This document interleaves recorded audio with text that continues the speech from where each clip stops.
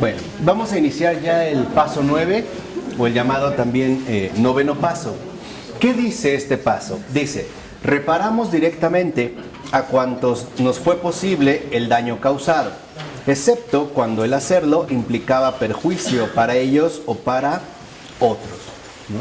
Y comienza el texto afirmando que el propio Bill Wilson sugería que se consultara antes a un padrino o a un consejero espiritual, sobre todo cuando se trataba de asuntos graves, ¿no? Entonces consultar en este caso al padrino o al consejero espiritual. Y lo primero que menciona Keating es que no podemos confundirlos a ambos. ¿Qué significa esto?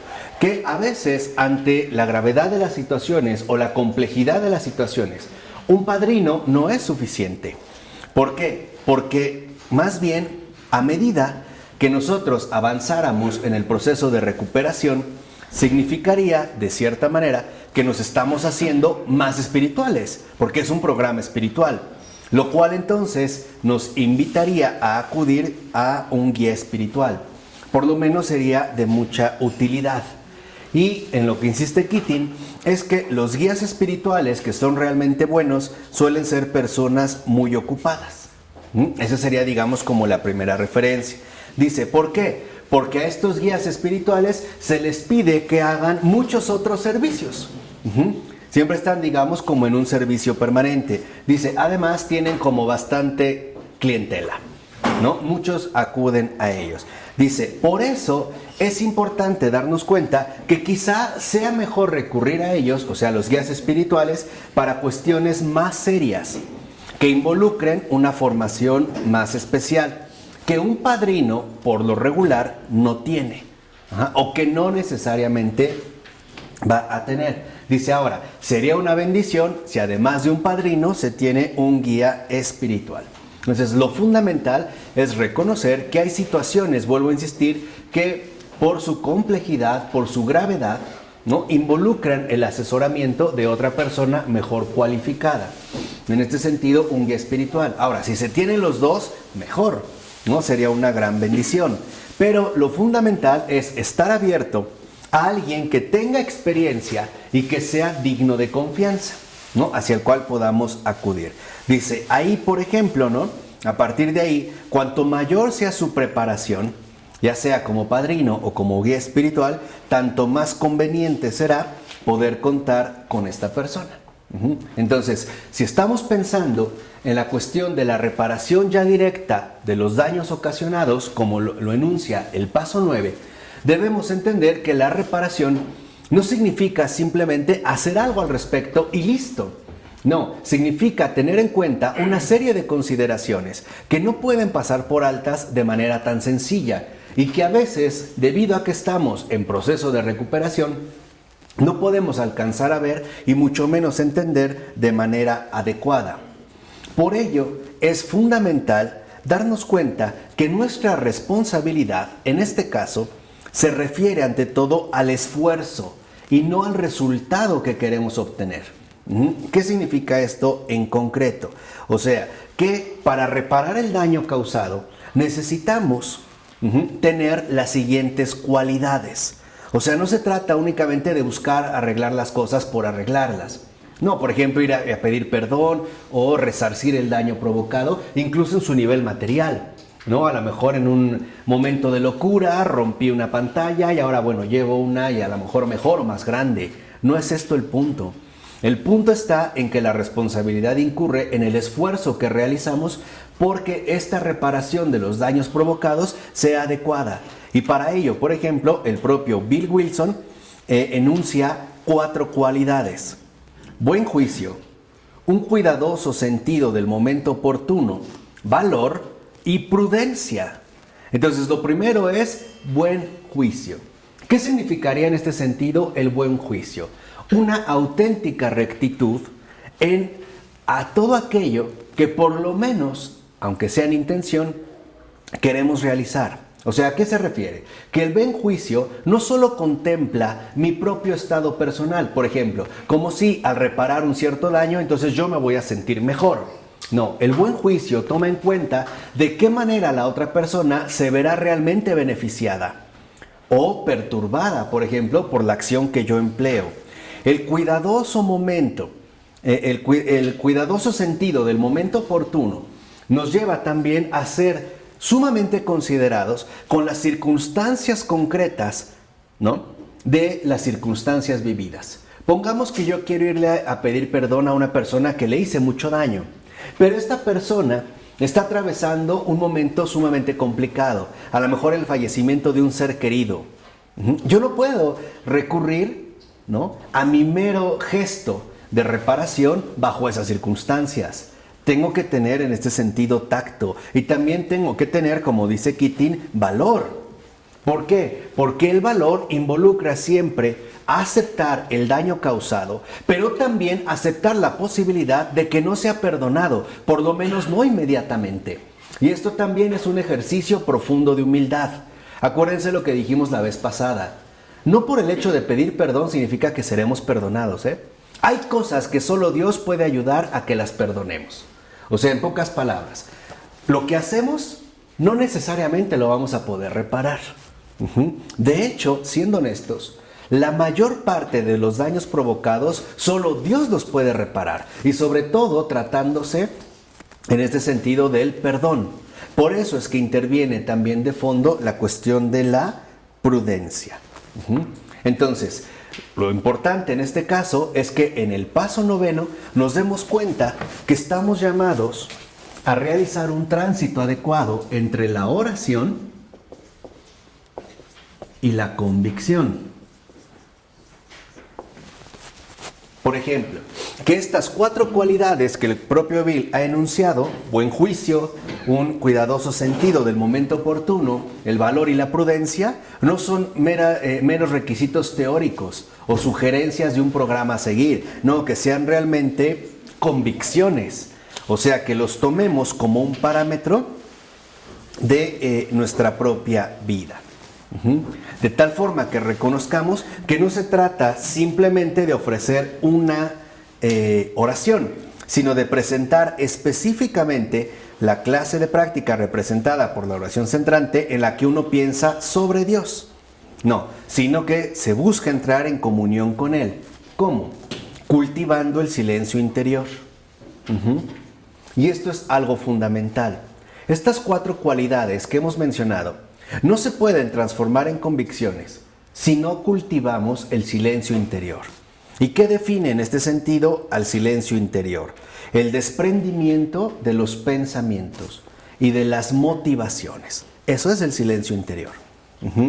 Para que lo entendamos bien, el silencio interior no significa dejar de pensar o quedarme en blanco, ¿no? Para eso tenemos la práctica orientalista del Om, para alcanzar este fondo extraño. No, el silencio interior significa que entonces, en primer lugar, yo ya no estoy aferrado a mis propios pensamientos. Hay un desprendimiento, o sea, mi prioridad queda anulada.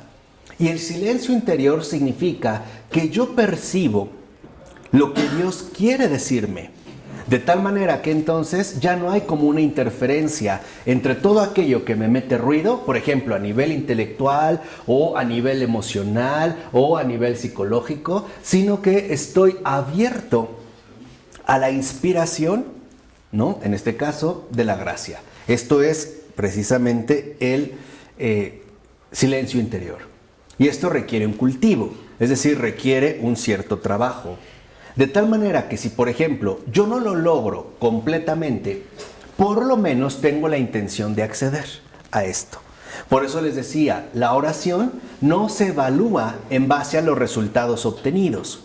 Por ejemplo, si yo hago una oración de petición, porque hay varias formas de oración, pero si yo hago una oración de petición y esta no se cumple, o al menos no como mi expectativa quisiera, no significa que fue una mala oración, o que la hice mal y que por eso el Señor no me respondió. No, significa que estamos evaluando más este mismo gesto de oración. O sea, la oración no es eficaz en base a los resultados. No, lo que le da eficacia a la oración es el simple acto de presencia, el acudir a Dios para algo. Esta es la eficacia de la oración. ¿Qué quiere decir? Que entonces no son los resultados los que miden la verdadera fecundidad de la oración, sino la confianza que ponemos en aquel que en efecto todo lo puede resolver. ¿De acuerdo? ¿Vamos? Y entendamos que este silencio interior, ¿no? La oración y convicción, este silencio interior, por eso sabían que yo me puedo acercar a pedirle algo a Dios sin decirle nada. Basta con ponerme en su presencia ella, en este gesto de confianza, nada más. Con esa simpleza, ¿no? Con esa sencillez. Entonces, no olvidar que este silencio interior no solo se refiere a los momentos particulares que podemos dedicar a la oración. No, el silencio interior es algo vital para todo ser humano. Por eso dice Keating que el ser humano necesita algún momento de silencio cada día. Cada día. Por eso hay personas que a lo mejor buscan estos momentos de silencio a través de acudir, digamos, a la ruptura de las rutinas establecidas. Pero lo busca como un momento, vamos a decirlo así, de recogimiento. ¿Qué pasó? Ponerte en presencia de Dios es como ya muy elevado, es más complicado porque ya es como cuando te pones en presencia de Dios es como una confianza absoluta, ya sobrepasaste tus ruidos internos. Exactamente, ¿no? Exactamente. De hecho, esta es la actitud del orante, ¿no?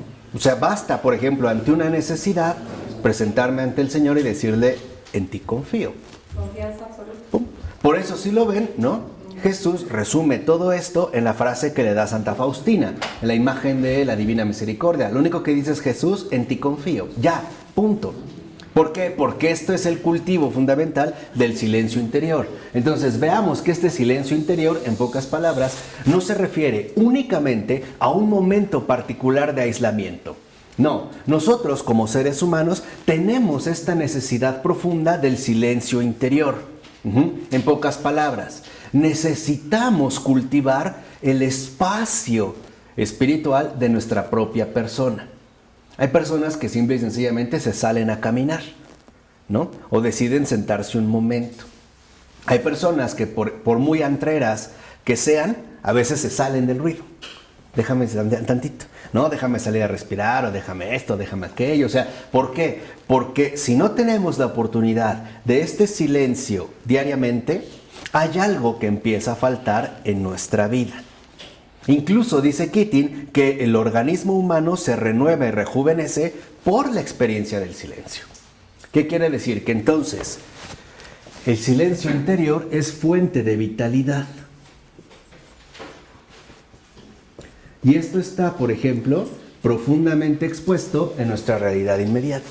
Cuando tenemos que tomar una decisión a lo mejor complicada y más aún apresurada, le dicen, a ver, déjame pensar. O sea, de inmediato sabemos que necesitamos ese espacio en particular. Entonces, es muy importante que cada uno de nosotros escoja cuáles serían sus momentos para cultivar el silencio interior.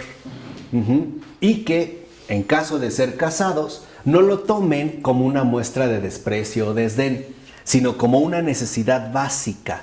Porque a lo mejor, no sé, llega él o ella y le dice, bueno, voy a caminar un poco, voy contigo. Y por no sentirse mal o que ya la desprecie, le digo, bueno, vamos. No, o sea, hay que ser respetuosos con las necesidades de cada alma en particular. Y esto también forma parte de las 4 cualidades que hace rato mencionamos y que se llama prudencia. Obviamente, si lo que quiere es salir para irse con sus amigos, eso es otra cosa. Eso no es cultivo del silencio interior. Eso es otra cosa. Pero en estos momentos concretos. Ahora, ¿tienen que ser muy prolongados? No. Lo que le va a dar, digamos, realidad auténtica al cultivo del silencio interior es la calidad con la que nosotros nos esforzamos por no privarnos de estos momentos de silencio. Hay quienes a lo mejor escuchar una cierta melodía les invita al silencio interior o contemplar una obra de arte, ¿no? Hay quienes lo pueden hacer trabajando. ¿A qué me refiero trabajando? Por ejemplo, a través de una cierta manualidad en particular, ¿no? Por ejemplo, la jardinería en este sentido es extremadamente benéfica. ¿Por qué? Porque la jardinería, el contacto directo con la tierra, nos vincula de nuevo, por ejemplo, a nuestro origen más esencial, que es la tierra, que es el humus. De hecho, humus en latín significa tierra, y de ahí deriva la palabra humilitas, es decir, humildad. Entonces, este tipo de trabajo es muy fundamental para cultivar el silencio interior. Por eso el gran San Benito define toda su regla a través de dos indicaciones: ora et labora. Ora y trabaja. O sea, ora y cultiva el silencio interior. Dice, por esta razón, muchas veces sentimos la imperiosa necesidad de dar un paseo o salir a la naturaleza. Y sin que importe quiénes somos, e incluso si somos ateos, el mero hecho, por ejemplo, de contemplar la belleza natural, las montañas, las nubes, un paisaje, etc., experimentamos su efecto relajante. Y es aquí donde entra el aspecto más importante de todo. Esta fuente de vitalidad, que en efecto adquirimos a través del silencio interior, se llama descanso. Esta es la regla de oro. Hoy ya sabemos que la dinámica actual de nuestra sociedad impide el descanso. No estoy hablando de vacaciones, porque las vacaciones no ofrecen descanso. Los viajes son muy agotadores. Y mientras más sofisticadas sean tus vacaciones, mayor es el desgaste que te va a producir. No, me refiero al descanso auténtico, el reposar en las manos del propio Creador. Esto es el descanso. Y eso es lo que requerimos. El descanso no se obtiene a través de irme un mes a Europa, porque además un mes no es suficiente para ver Europa. El descanso no consiste en irme a un spa y desconectarme de todo. Tampoco, ni en dormir mucho. Eso no es lo que aporta el descanso. El verdadero descanso es experimentar la presencia protectora de Dios nuestro Creador. Esto es el descanso. Y por eso es tan importante el cultivo diario de este silencio interior. Ese es el descanso profundo. O sea, el saberse protegido, a salvo, en pocas palabras, de todo. ¿Por qué? Porque Dios finalmente está con nosotros, sin habernos abandonado jamás. Entonces, el descanso es una experiencia espiritual, no vacacional.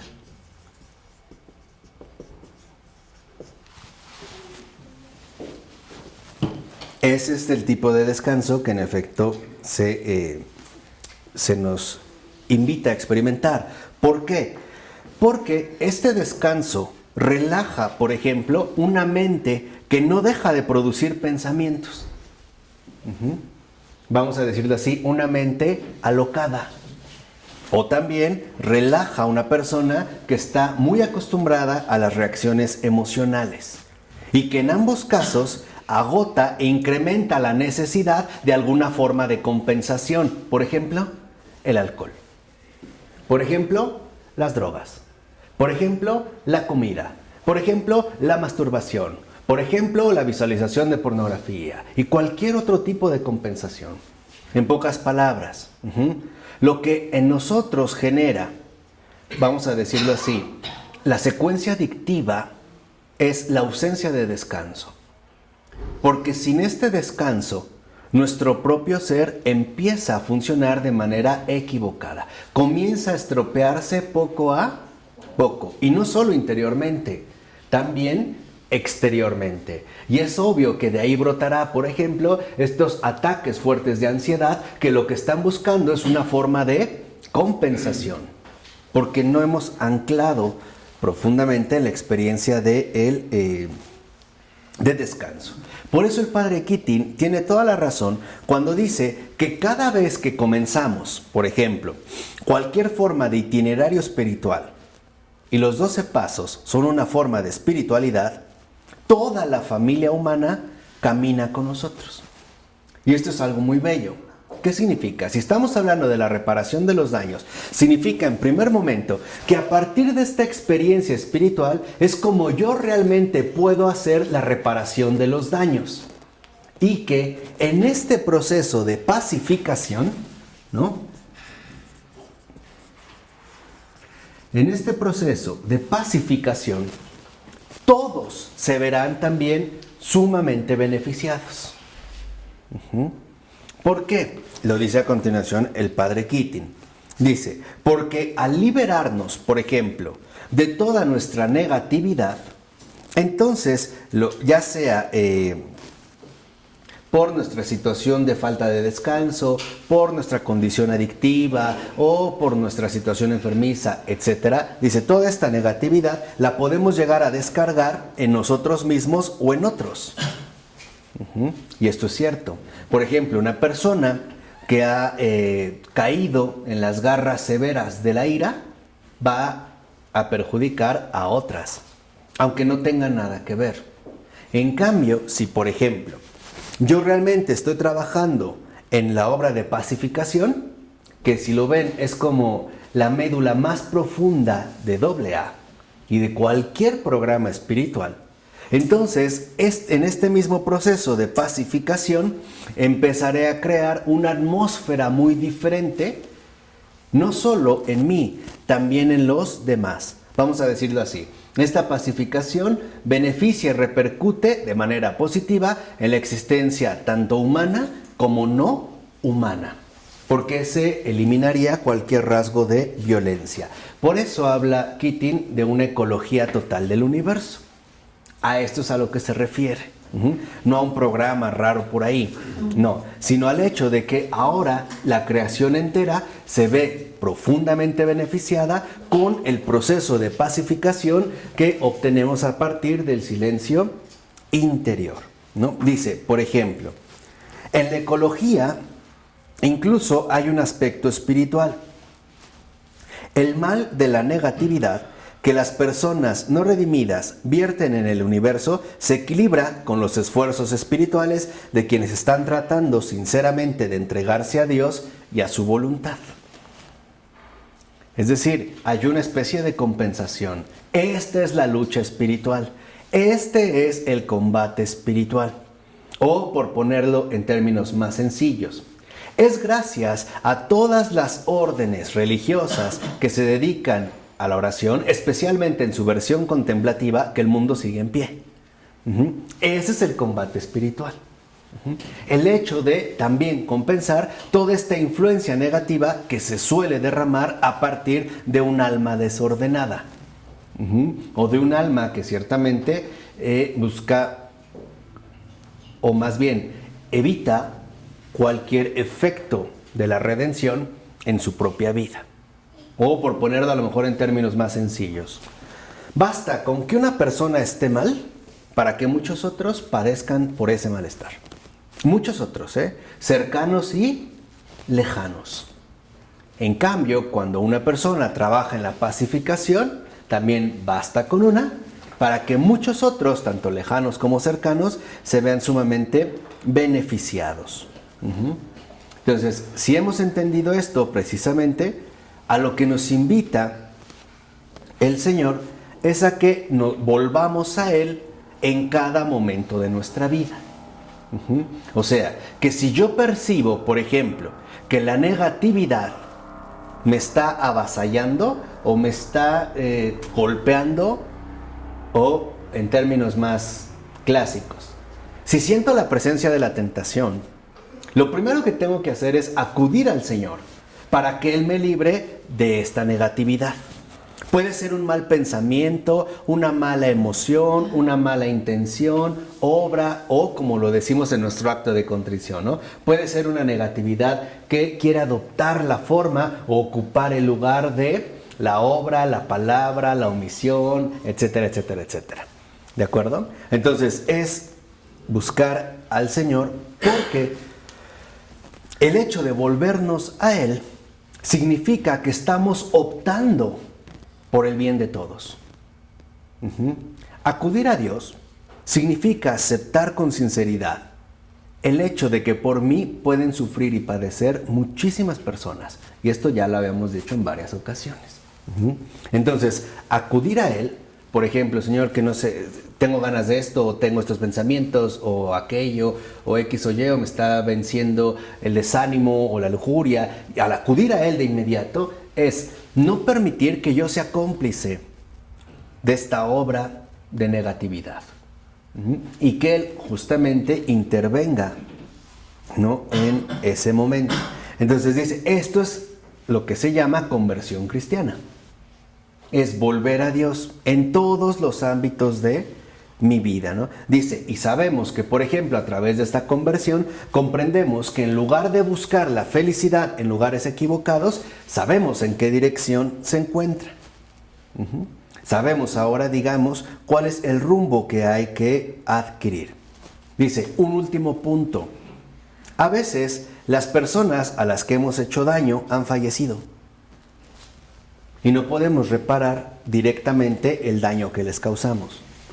¿Qué pasa entonces con las personas que lastimamos, que dañamos y que han muerto?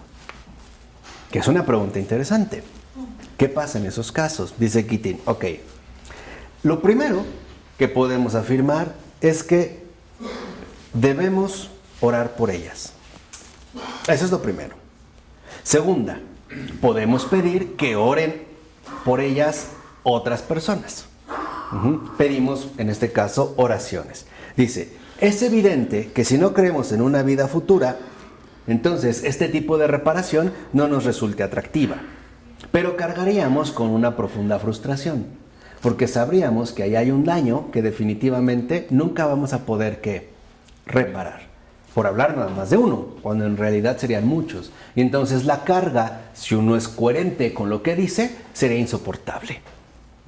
Dice, el hecho de reparar interiormente el daño causado a una persona que ha fallecido puede llegar realmente hasta ella, por o en virtud de la unidad de la familia humana que supera el espacio y el tiempo, precisamente por nuestra vinculación, ¿no?, como familia humana, y porque sabemos que no es un Dios de muertos, sino de vivos.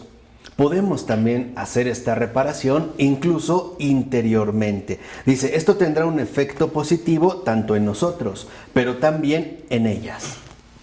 ¿Por qué? Porque es debido a esta conexión entre vivos y difuntos que esta reparación nunca está de más. Entonces yo puedo, por ejemplo, dice Keating, ¿no? Dice, no es algo que podamos probar, pero sí creer. Y eso es parte de nuestra vida de fe. Dice, por ejemplo, si nosotros creemos en la comunión de los santos, sabemos que hay una interdependencia entre los que han muerto, los que están aquí e incluso los que vendrán. ¿Qué quiere decir? Que es justamente la comunión de nuestra realidad humana la que nos permite atravesar todos los tiempos. Podemos irnos hacia los que ya están allá, podemos incidir o repercutir en los que están aquí y también incluso en los que están aún por venir. Esto se ve muy claro en el caso de los hijos, ¿no? Muchas veces pedimos por alguien que aún no existe. Por ejemplo, alguien que anhela mucho tener un hijo. Ya lo está, de alguna manera, lo está como encaminando, ¿no? Está preparando su arribo, está preparando su llegada. Y sabemos que más allá, por ejemplo, de la herencia genética que se puede adquirir, algo que es cierto es que va a adquirir de nosotros muchísimos hábitos, para bien o para mal. Y eso es lo que va a recibir. No solo va a recibir atenciones, cariño, va a recibir toda una estructura vivencial, que en pocas palabras le vamos a heredar. Porque van a ser los modelos, el papá y la mamá, que le van a indicar justamente cómo se debe de vivir aquí, ¿no? Entonces, cuando alguien fallece, también nosotros podemos extender esta influencia más allá del espacio y del tiempo. Por eso sabemos que pedimos por los difuntos, ¿no? Y esto es algo que ya la iglesia sabía muy bien cuando hablaba, por ejemplo, de la iglesia triunfante, refiriéndose a los santos. Y por santos no piensen solo en los canonizados, ¿eh?